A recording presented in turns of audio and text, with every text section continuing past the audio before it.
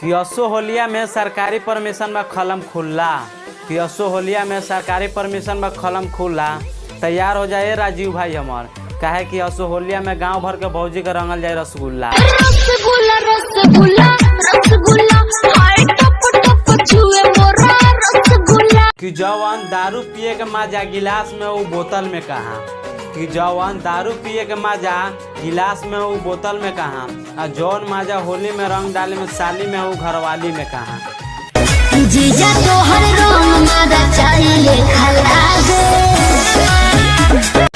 कि असो होली में साली जी कुछ ऐसा काम कर दी है, कि असो होली में साली जी कुछ ऐसा काम कर दी है, रंग लगाई है दोनों गाल में, पूरा शिवहर जिला में नाम कर दी है। जीजा जी होली में हुड़दंग होई। कि भौजाई कहले से रंग घोरले रहे देबरू पानी में, कि भौजाई कहले से रंग घोरले रहे देबरू पानी में। का बताई अपना देबरू के कारनामा, कि का बताई अपना देबरू के कारनामा। रंग डाले के रहे कहीं और रंग डाल दिलक चोली में। चोली में